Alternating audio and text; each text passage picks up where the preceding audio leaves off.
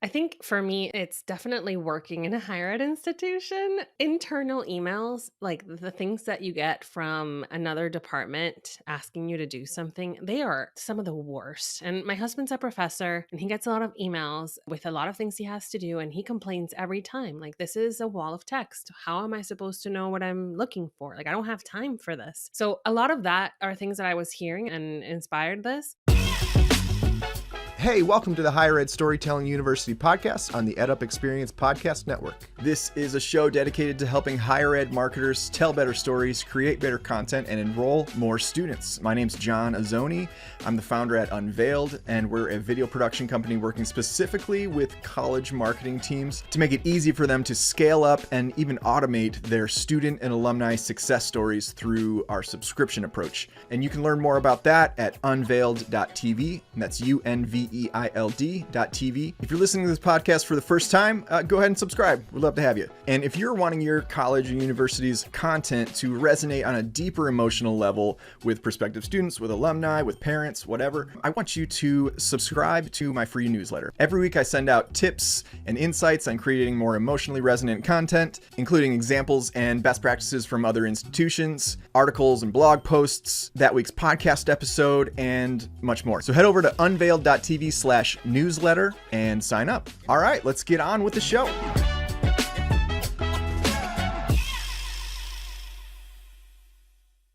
My guests today are Ashley Budd and Day Kibilds, co-authors of the book Mailed It, a guide to crafting emails that build relationships and get results. And we did an episode with you guys about a year or so ago, episode 29 for people listening. If you wanted to get kind of the precursor to this episode, we gave a primer on their points of view on email and some things that would be in the book. But now the book, by the time this comes out, it will be officially out. And I wanted to have them back on the show to sort of geek out one more time about emails, drop some wisdom, and talk about some content that's in the book that you probably haven't heard them talk about yet. So Ashley and Day, welcome to the show. We're so happy to be back. Yeah, we're super excited to be back. Thanks for inviting us again. Awesome. I remember in our last show, I was like, when this book comes out, I want to be part of the rollout tour. Here we are. So we've come full circle. This is a bucket list item for me, right up there with, like, vacationing in the Bahamas or something. Wow. I don't think anyone will ever top dreams that. come true. Yeah.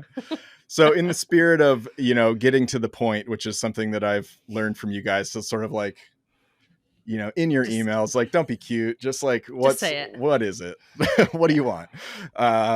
So yeah, in the spirit of getting to the point, let's just start with some value right off the top. What are 2 or 3 major takeaways from the book that you want higher ed Marcom leaders to do more of or stop doing when it comes to email? Yeah, we want everything to be grounded in the reader's needs and to be respecting what is going on with the reader of these communications so that we can meet them where they are.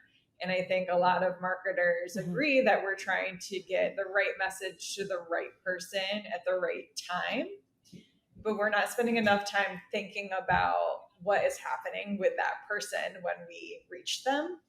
And so that's really part of the foundational trust building, relationship building part of what we teach in the book.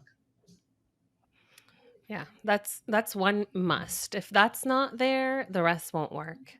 But if you do get there, then another major takeaway I think that's really important is that email is not a place to write a dissertation or write really complicated language or even write like you would write a paper letter. I think simple language is crucial, and changing the way that you write alone to shorter sentences, simpler words is going to have a huge impact on how people are receiving your message and whether they're reading it or not at all.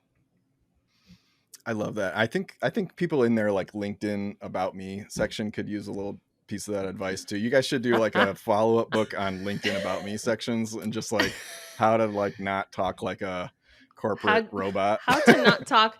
Well, like you can tell it's like something strange happens, right? We get into this like corporate robot mindset and we start like before we say our point, we add these 6 words of crap like in order for you to get to Yeah. know me better, or because my passion is to help students. Who cares? Like Yeah. just tell me what the thing is. And that's one of the important premises of the book Yeah, too. and I think the I last love it. tidbit maybe that we'll tease here that gets people really excited is the hack that we figured out to get your message in the exact place that somebody is going to see it when they're doing their quick little skim and delete. Like everybody's doing this really fast look and delete in their inbox, and they're making these split-second decisions about whether they want to read the rest of this email. And so we know exactly where their eyes are going to go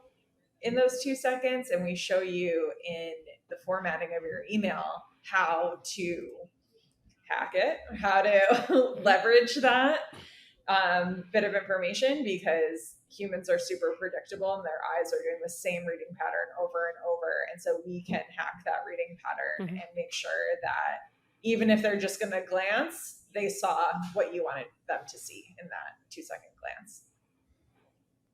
I love that. Yes, I am excited about the hack, which we'll get into.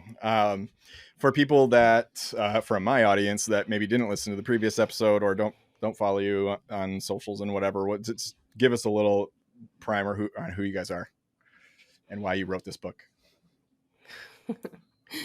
So I currently work at Ology, which is an agency in the higher ed space. I am a strategist and a researcher. I come to Ology with about 13 years of enrollment experience and all of my, I guess, enrollment and advancement a bit. So higher ed experience, let's say it that way. All of my roles have had email in common. And I was reflecting on this trajectory as we were writing the introduction of the book.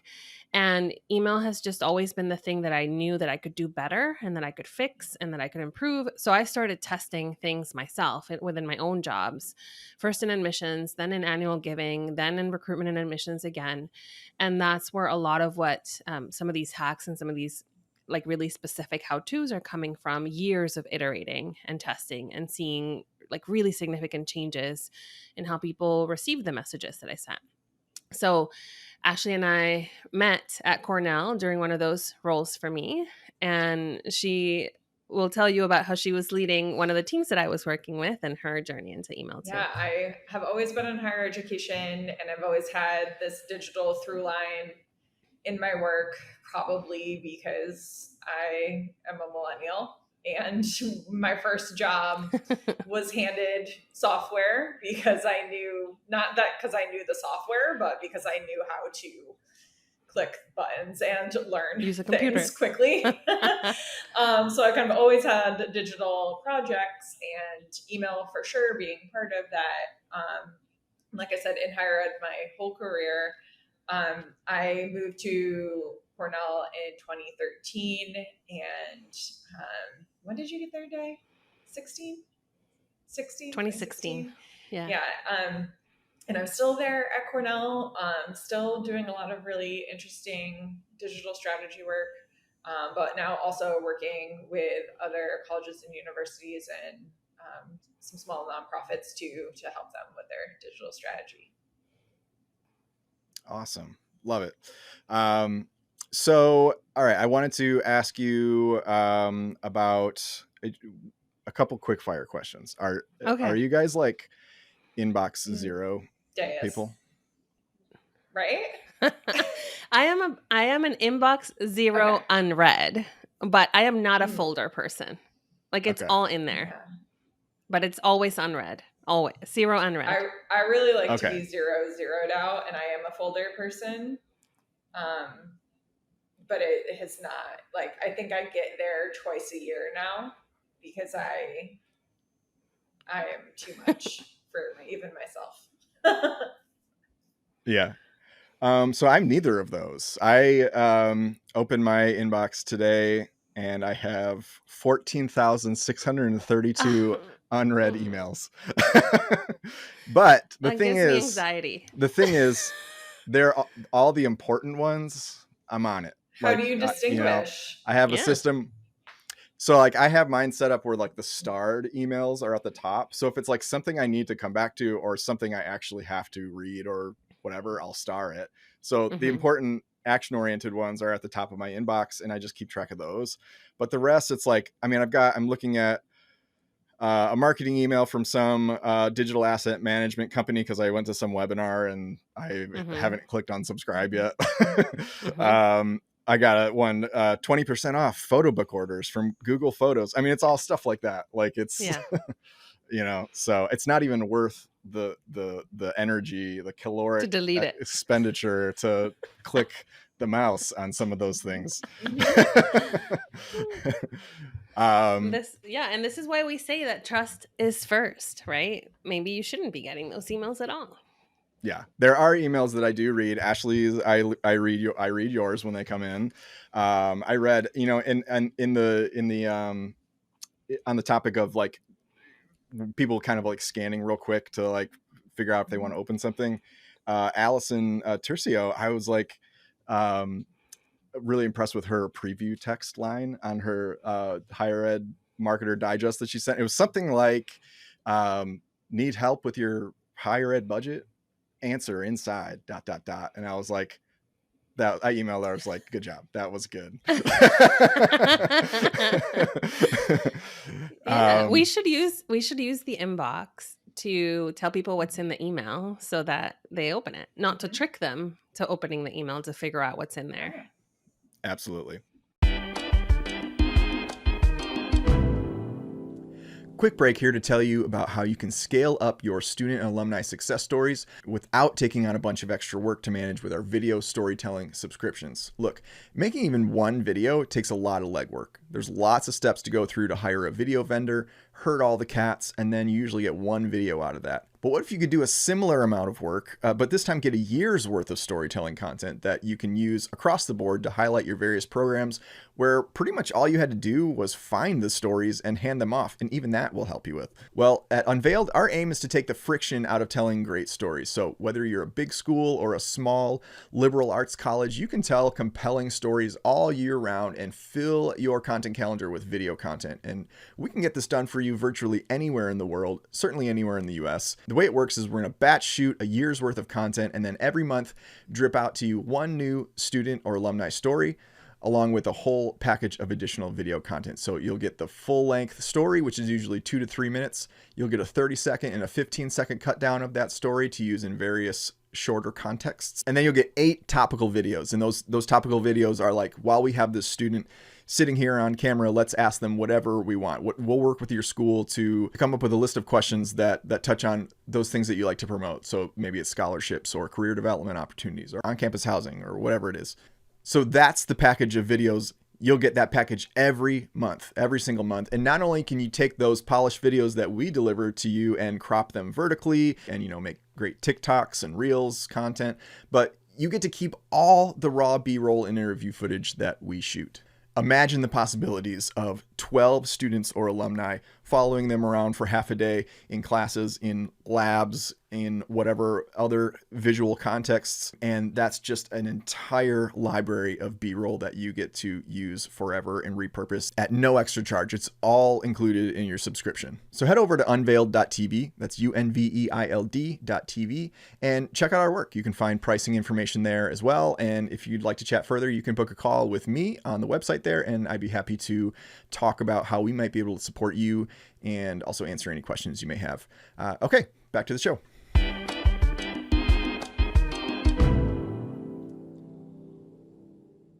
So what's like what's an email that you've received that just is like remarkably bad? Like, was there any emails that inspired this book where it's like, these people like this need help? Oh, so many. Oh yeah. Oh my Political God. emails Yeah. come to mind. Every time I get a political email, I just rage. And then anything produced by ChatGPT. I think that was also putting us over the edge when we were thinking about, should we do this? And then we're like, well, there's this AI that's going to fix it. Maybe that'll teach people. And no. No. I think for me, it's definitely working in a higher ed institution. Internal emails, like the things that you get from another department asking you to do something, they're some of the worst. And my husband's a professor, and he gets a lot of emails, with a lot of things he has to do, and he complains every time. Like, this is a wall of text. How am I supposed to know what I'm looking for? Like, I don't have time for this. So a lot of that are things that I was hearing and inspired this. But if I had to pick one email, it's an email we actually put in the book.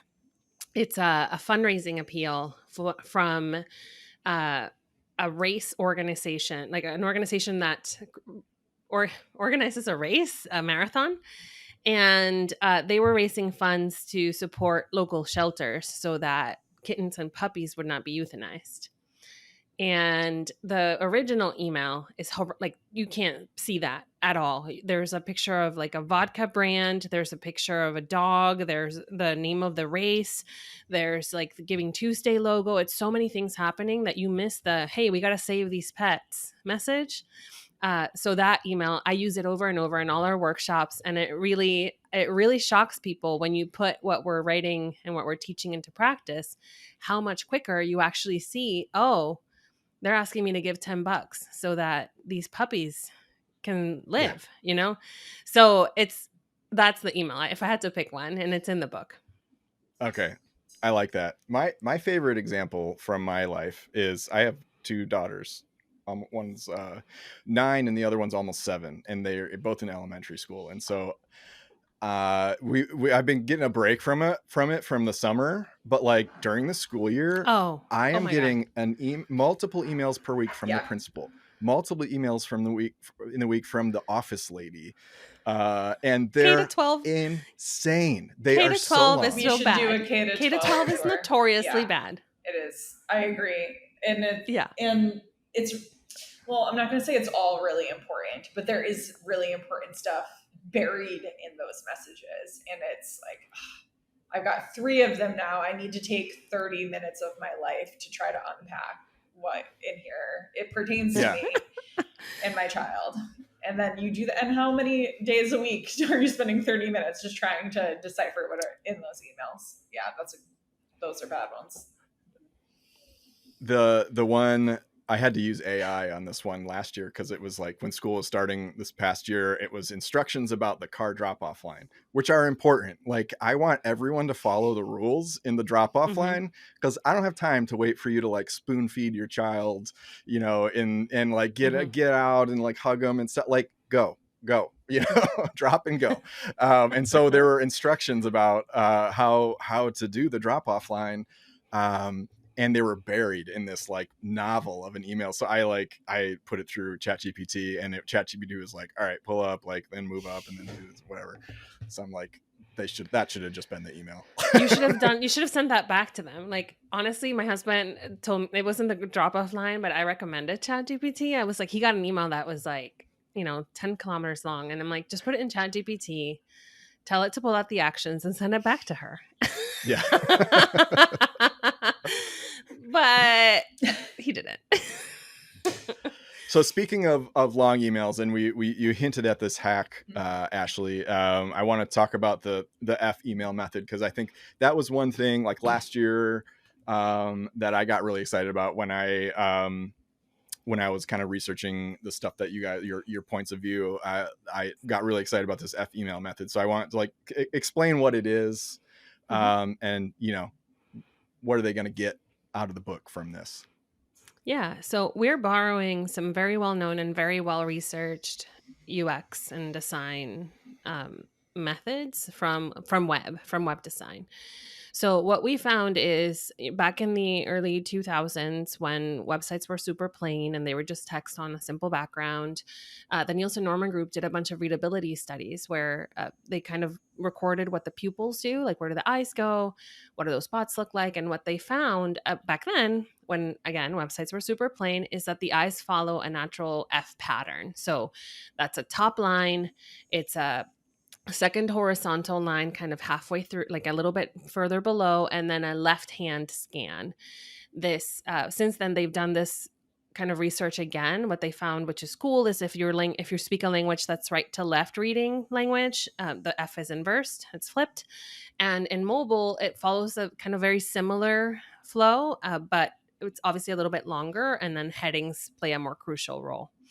Now, that's what we were like. That's what we call the F pattern, or we call it our single action template, because we have found over, again, so many years of testing, that if you take advantage of knowing that the eyes are going to do that, and you put the most important lines, so your action, your dates, your whatever, in those spots, the top, the middle, and the left hand side, people can't help it. Like, before they even know what's going on, you have communicated, they have received your message.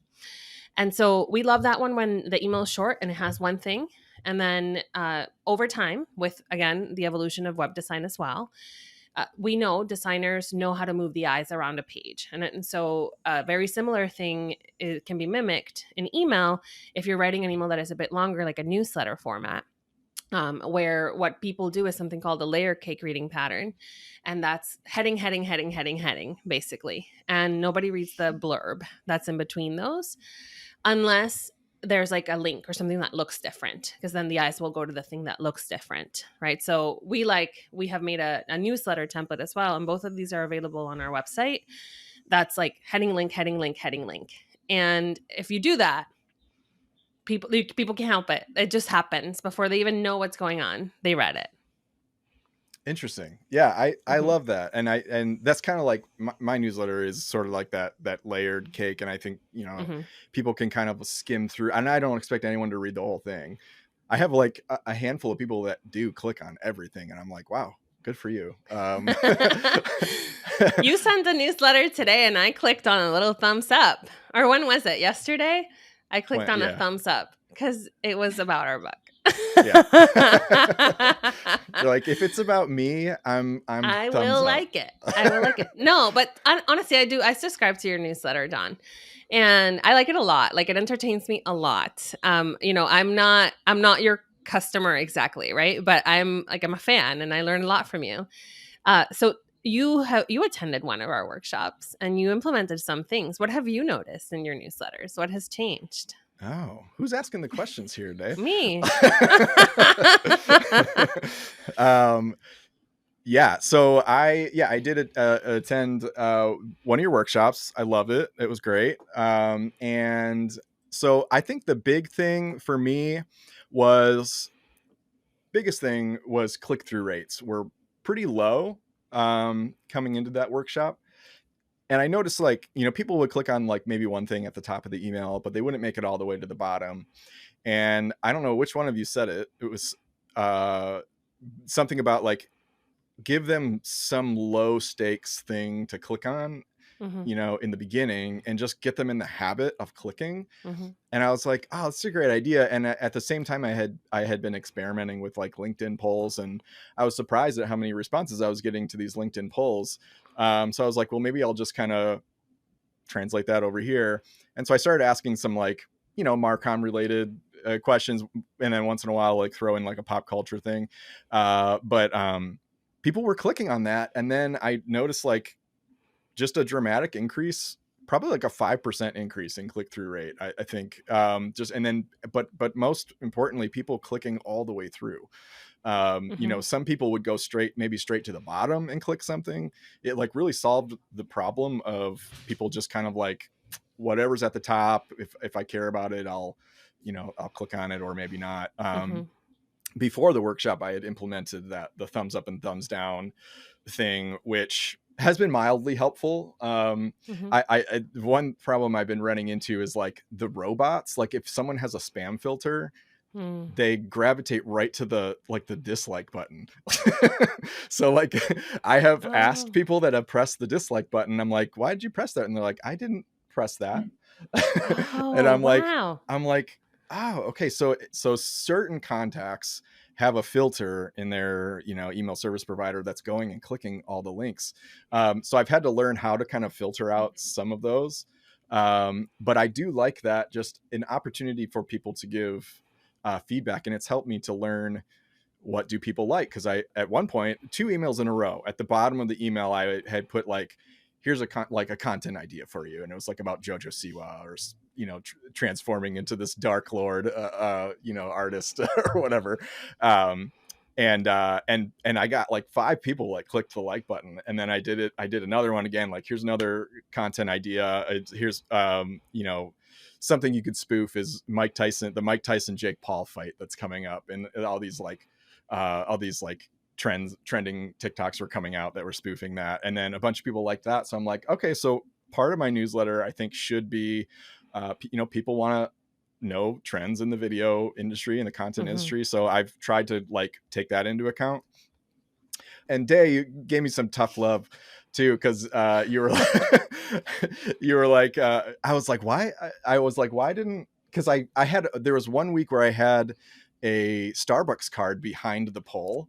Yeah. So any poll button people clicked, they would have gotten a Starbucks card, and 0 people clicked it that week. I was like, so, and I would message Day. I was like, was there a glitch with my newsletter? Did you get it? And I was like, there's a Starbucks card behind that. She's like, oh my God. And we were trying to figure out, like, and she was like, maybe because it's like boring and work. That was a work related poll.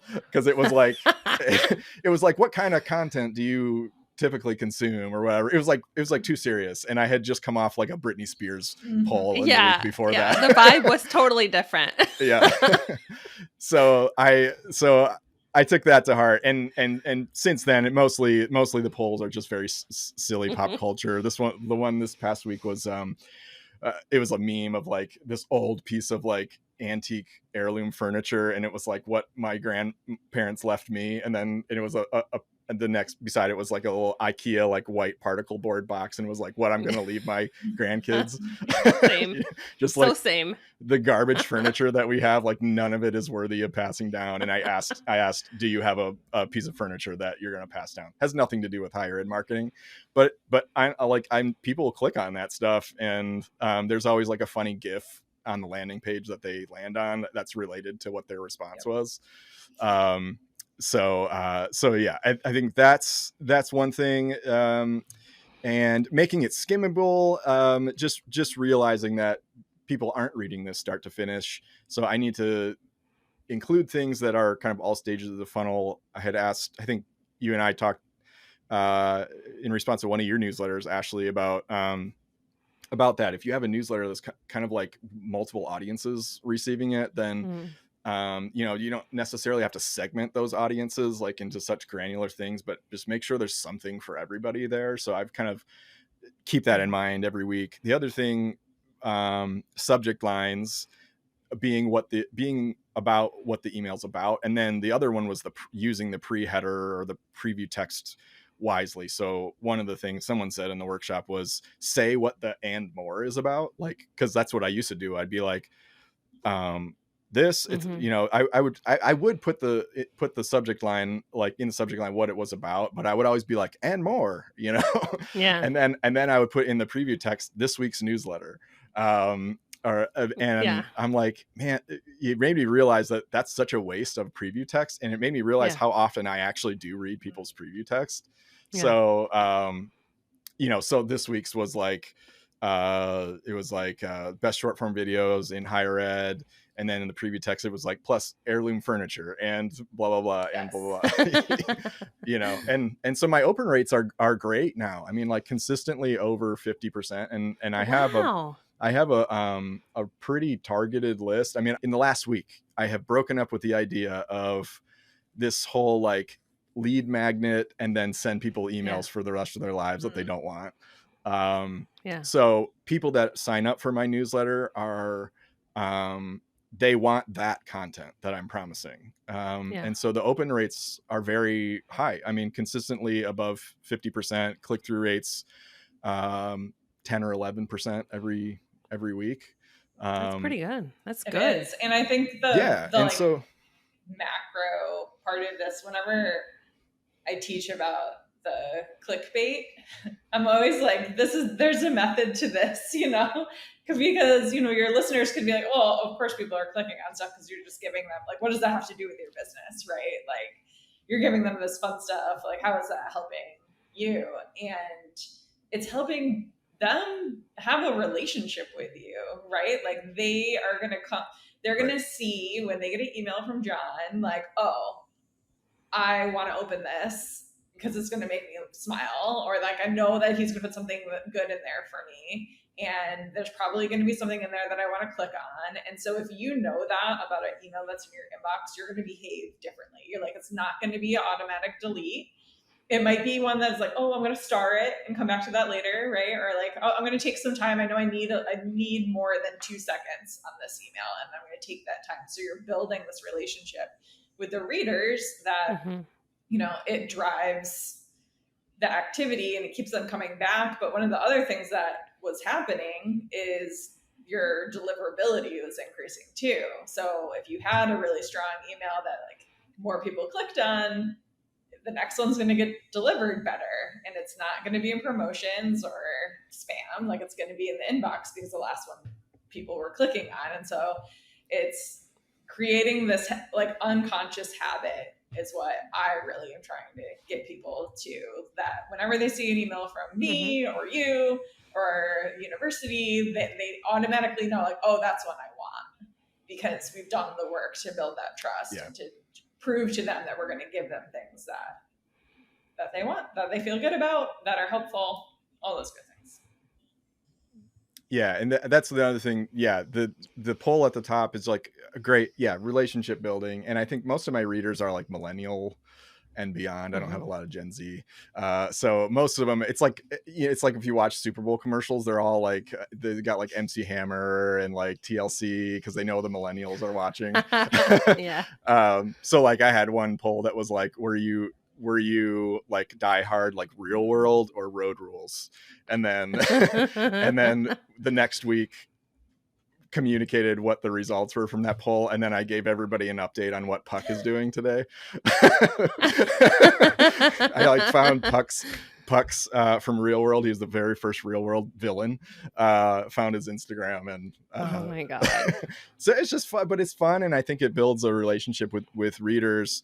And I had somebody reached out from, I don't know, Hamilton College or Hamilton University or college or whatever, and she goes, I recently subscribed to your higher ed it's not called Higher Ed Marketer, but whatever, to your newsletter, and it's terrific. I forwarded a recent edition to several people because of the content and because of the structure. It keeps me engaged from start to finish. So nice. Yeah, I mean, I attribute that a lot to what I've learned from you guys. So I mean, I definitely like, I get like, as a podcast host, I get, periodically people have a book and they email it to me and they pitch an episode or whatever. But like, this was one I actually like, I am a consumer of this content and I like you guys as people. So like, I really do believe in this book, and it's worked for me. That's awesome. Oh, we're so happy to hear that. I mean, I'm a fan of your newsletter. I have forwarded your newsletter to my clients. Like, you want to learn about video? This is your guy. I did have someone from Harvard Business School reach out to me, and he was like, they forwarded me your email and our team is trying to learn about short form video. Like, do you have any courses or anything? And I'm like, man, I should start a course. Like, yeah, you should. Yeah, you should. So thanks for any traction that you helped me get. But I wanted to get to some things that there's a couple topics that you haven't covered a lot publicly, or in your workshops, audience management and working with stakeholders. And I would love to hear about that. So drop some wisdom on us about those topics. Where should we start? We'll start with audience management, because I read left to right, and that's the first one that comes, that's coming up in my notes.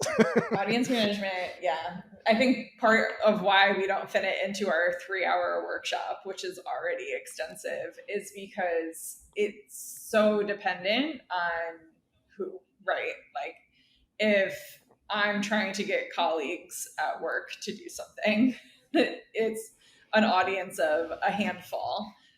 If I'm growing a business, it's a totally different story. And so I think the way to simplify it the best is to first start with your message that will work for everyone? What are you trying to communicate? What's the broadest message to your audience? How can you make it as inclusive as possible to everyone that you're going to reach? And if you can make that work, if it can feel good for everyone, and oftentimes it can. I'm going to get like one example from higher ed. When we were first working on launching Cornell Giving Day, we really wanted to have a more fun tone. We wanted to reach a younger audience. And so we changed our language. We changed everything that we were doing. The copy was different. The visuals were different. But we decided it didn't need to be a young alumni segment that only got that fun, right? Like that kind of writing and energy appeals to everyone. We were just a little too stuffy for one part of our audience and we were missing them. So there is a way to think about your audience as a whole and try to create the conversation that includes everybody. And then when you feel that breaking, there is like a natural break point. And Day, you often say, if you find yourself writing, if this applies to you, or like, if this doesn't apply to you, you can delete this. Like that is when you know that's something's wrong there. Like, you need to segment. No, right? And so there are, you know, thinking about like the prospective student side of things, like, do you need to talk differently to parents and students? Sometimes you don't. Sometimes they need the same information. They need the same consistency from us. But there are other times, like, I think it's helpful to think about it in real life. Like, where would you pull a parent aside away from that child and have a different conversation with them? Like, where do they need to hear something maybe more directly or maybe on repeat, you know, for different audiences? So I think that's the most general way I can talk about like how we think about audience is there's probably a global way that you can speak to who you're trying to speak to. And then you'll start to feel the break point where it's like, ooh, I actually needed to tell that person something different, or I needed to send that person to a different website. And that's when you know it's time to segment. Just like one other thing that comes into play a lot in audience segmentation is based on what you know about their behavior. So it's really helpful if you have information about people, especially about your relationship with them or the way that they behave, to then segment and speak directly to them. So I'm thinking about somebody who is a loyal donor to the university deserves that recognition. And so I want to speak to them differently than somebody who's never given and I need to speak to them and convince them that they need to start on this path, right? Or right. Depending on where you are in like your journey, wherever we're trying to move you, it might make sense to split you there. But it's more often it's like real communicate, like how you would handle communicating with a big group of people if you were in real life. Would you decide to put them in little breakout rooms and talk to them separately, or could you communicate your message to the big group on a mic in front of everyone? Yeah. The other part of audience management we have in the book is like a bit more tactical. Like, what do you do with your lists? And we've talked about it a little bit already in this recording. You said, John, like your list is very curated, right? It's not a lead farm, right? So we talk about some tips about keeping your data clean, taking people off who haven't opened your email in a while because that hurts you actually, and really making sure that anyone who's on your email list actually wants to be on your email list, and how, like, what some strategies are to make sure that that's the case every time. So there's a lot on audience and segmentation in the book that we rarely get a chance to talk about. Yeah, it gets pretty granular, you know, when you start, you know, I think you guys do a good job of like, you got to leave something for the book, you know, that people can like really buy the book, y'all. Yeah. People can really dig into. That's on my list, is to start removing people. And and it hurts, but it's good. It does hurt. It really hurts my ego. So when we talked last year, I think I had 80 subscribers to my newsletter. I have over 250 today. But wow. Which, you know, against other people, sometimes they're like in their CTAs and they're in LinkedIn, it's like, oh, 3,000 other leaders are subscribed to my newsletter. You should be one of them. I'm like, oh, 3,000. That's a lot. And the idea of like going down in numbers is daunting, but I know there's a bunch of people that just don't open my emails, and I'm curious if they'd I've be been more on that effective by journey, cleaning them out. John. I'll tell you my strategy is to first email. So I'll find the people who I think are these like at-risk people who are not really paying attention anyway. And I will send them a specific message saying, I'm going to unsubscribe you. This is a courtesy, like I'm not like, you're not that into me. I get it. This is a courtesy message to tell you that like, I'm going to help you clear out your inbox clutter and unsubscribe you. But if you don't want to be unsubscribed, like click here and let me know. And otherwise, Yeah. Next week I'm going to unsubscribe you. You can always come back, right? That kind of thing. And that kind of helped me psychologically feel like I did everything I could instead of just hard unsubscribing people. But you're gonna where you might feel like you lost, you're gonna feel like you won in that open rate next time around. Like the Okay. 80% open rate feels so good, right? And then I think, Holy grail. and just like encouraging people in every letter to forward to a friend that they think might like it. Like that is where I get the most of people subscribing to my letter is the forward along. I noticed because like I have a little blurb at the top of every newsletter that's like, hey, if you're new, subscribe, whatever, share with your team, whatever. And then in this week's, the first section of the newsletter was something I can't remember what it was, and I was like, it was the short form video. It was like best short form video, some LinkedIn article that I wrote, and I was like, share this with your team if you want. And someone shared it, and I got like 4 signups like in a row from the same school, and I'm like, oh, that was a last minute ad. I wasn't gonna be like share with your team. Tell people what you want. They'll do it. And the breakup email is a great idea. And I experienced this because I run a business, have to do sales outreach and sales follow-up and stuff like that. And I have found that like when a contact is ghosting me, if I say, hey, I've reached out a few times, haven't heard back from you.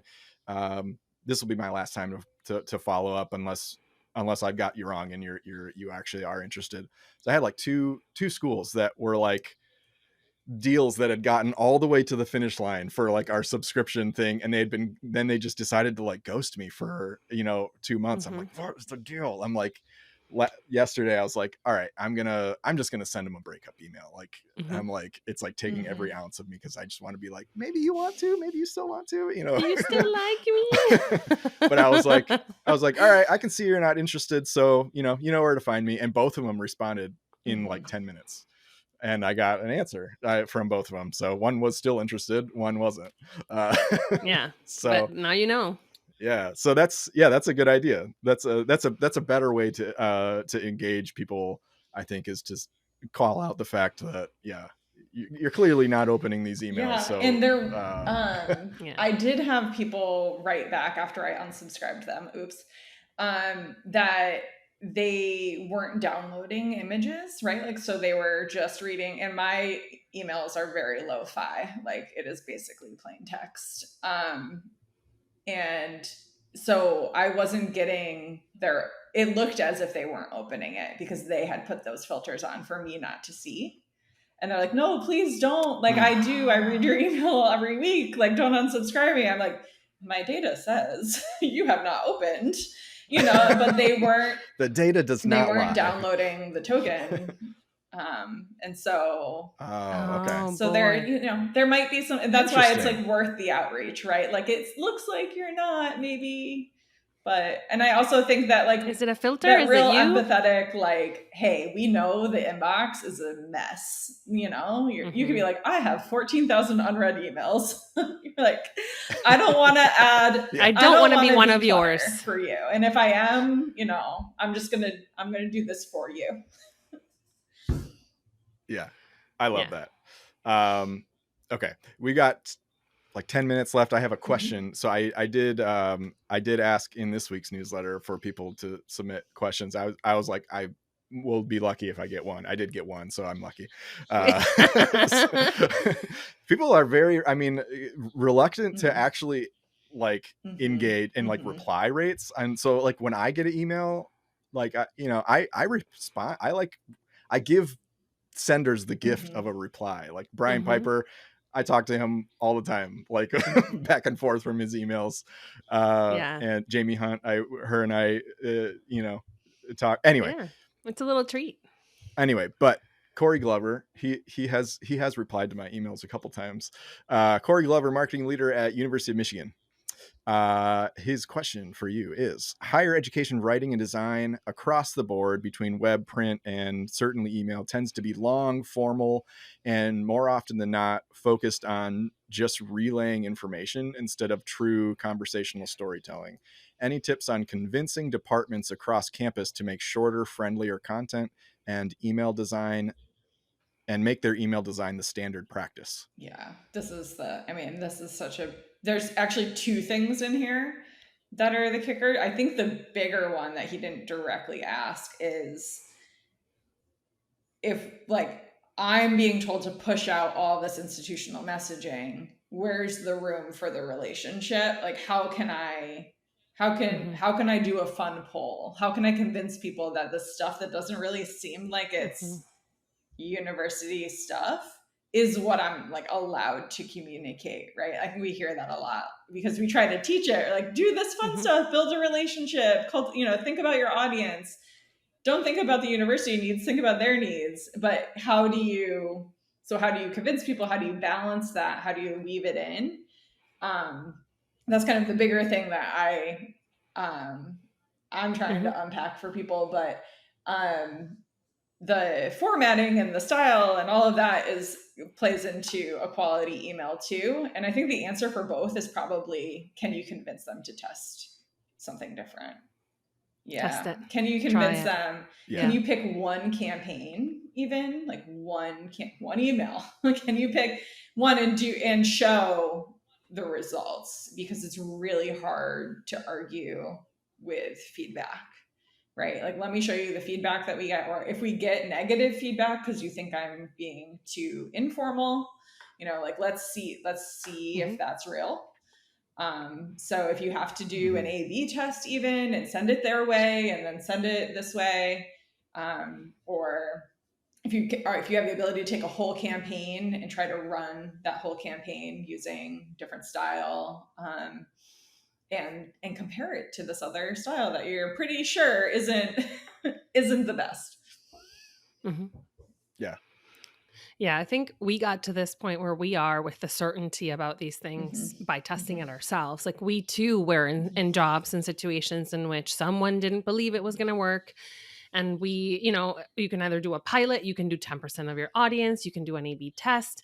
But then you're like, oh, look, we actually got way more whatever you wanted to get out of this version. Can we try it again? And it's so hard to argue against that, right?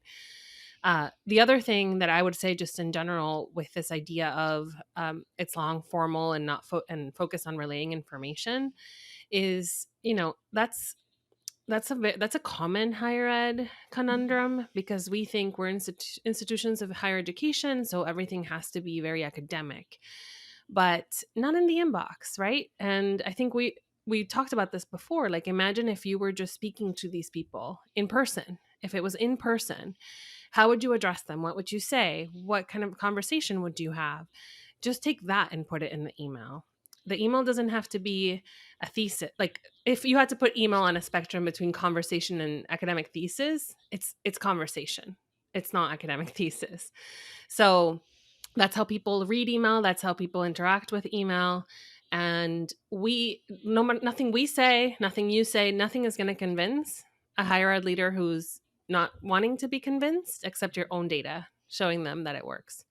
So shift the focus from convincing them to change to convincing them to let you test. Love it. Or just give them a wrapped present, and when they open it up, it's the Mailed It book. Just a Yes, that subtle, too, Corey. You do that. subtle suggestion, Corey. On that note, if people want to buy this book, at the time of releasing this episode, it's out. It's out now. It's out Where now. can they get it? All that stuff. Yeah. We have all our retail links on our website, which is emailbook.co. And you can search for it yourself on like Amazon and other online retailers. Bookshop.org if you're an anti-Amazoner. It'll be there. It'll be Barnes & Noble. And it's also on Ingram's site. So if you have an adorable independent bookstore where you live and you want them to order it, they can. Awesome. We just got a new Barnes & Noble by my house, and I went to it last weekend for the first time, and it's awesome. So maybe I'll see you guys. I'm taking it. Yeah, Barnes & Noble's coming back. We went to, why were we in Barnes & Noble? We were in Barnes & Noble in Madison. They're still kicking. Oh, I needed Wi-Fi. They have Wi-Fi and books. Yes, and books. I need Barnes & Noble to stick around because I just love the vibe, and my kids love it too. They love just going to look at stuff. And if Barnes & Noble can capture the vibe of Starbucks, where that's like your third place, like you're gonna go meet someone. No one's like, hey, let's have this client meeting at Barnes & Noble, you know. But it's got a nice coffee shop. If they can like really, you know, pump up the coffee experience, and it's like the best coffee shop with all these books that you can just peruse. Anyway, Barnes & Noble, if you're listening, don't go nowhere. Yeah. All right, cool. Well, where can people connect with you guys individually at if they want to follow you? We're very active on LinkedIn. So at least we're both very active on LinkedIn. So find us there, but also subscribe to Ashley's newsletter. You can find that at ashleybud.com, or where emailbook.co is our website where you can find us and all of our links. And our resources and our free templates and recordings just like this one. Okay. Well, thanks so much, guys, for being here. I was excited to have this conversation, and you did not disappoint. So best of luck on the book launch. Thank you so much, John. Thanks for listening. 3 things I want to give you before you go. Number 1, reminder to sign up for my free weekly newsletter, all about creating content that resonates emotionally with your audience. And you can do that at unveiled.tv/newsletter. Unveiled is spelled UNVEILD. Number 2, if you've enjoyed this episode, share it with someone. Share it with your team, your boss, your dog, whatever. And if you're not already subscribed, I'd love for you to do that. Number 3, reach out to me. If you have comments, questions, you want to talk about a video project, whatever, my email is john@unveiled.tv. John is spelled JOHN. Or follow me on LinkedIn. If you're searching for me, my last name is spelled AZONI. That's all for today, and I look forward to catching you on the next episode of the Higher Ed Storytelling University podcast. Thanks.